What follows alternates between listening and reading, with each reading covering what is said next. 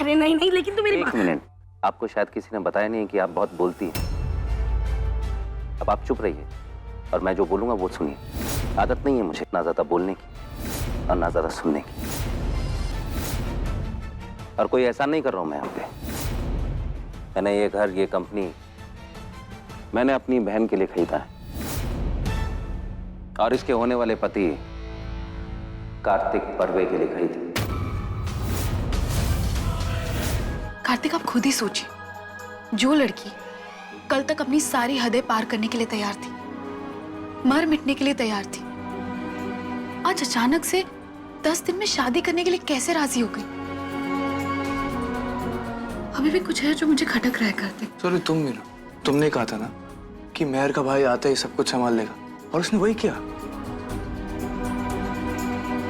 सुरभि, ज्यादा सोचो मत, जो हो रहा है ना सही हो रहा है।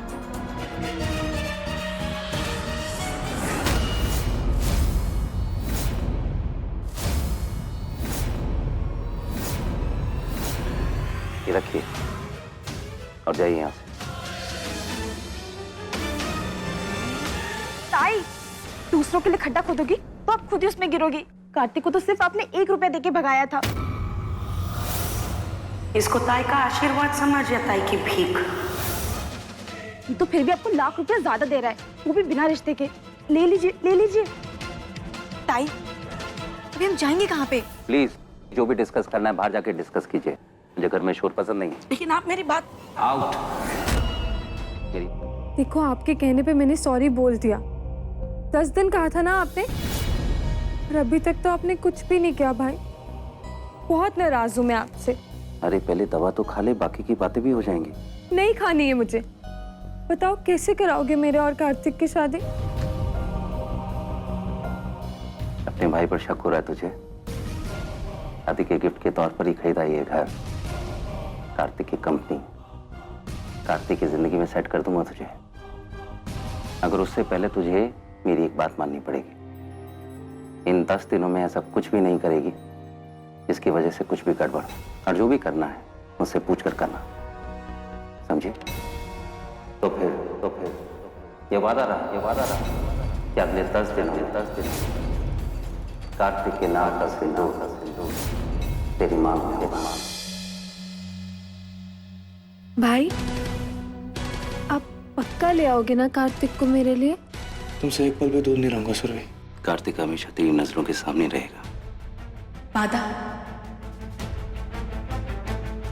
ये वादा एक भाई का अपनी बहन से वादा है।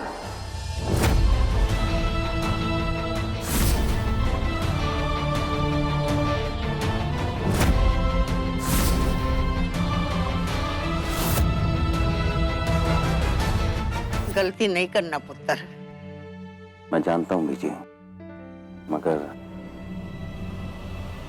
ये गलती तो मुझे करनी ही पड़ेगी।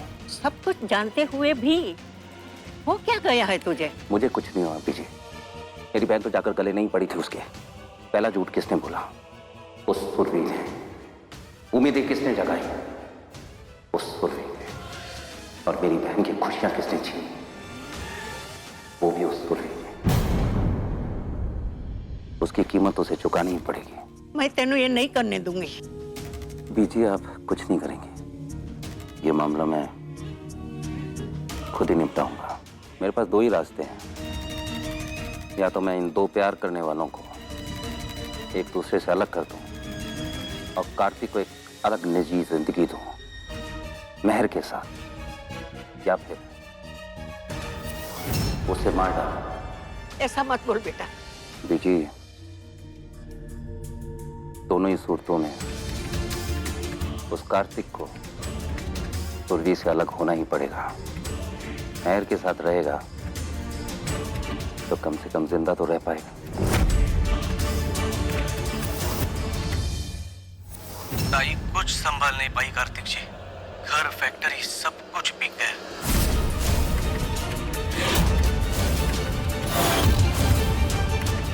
किसने खरीदा? रणबीर खन्ना।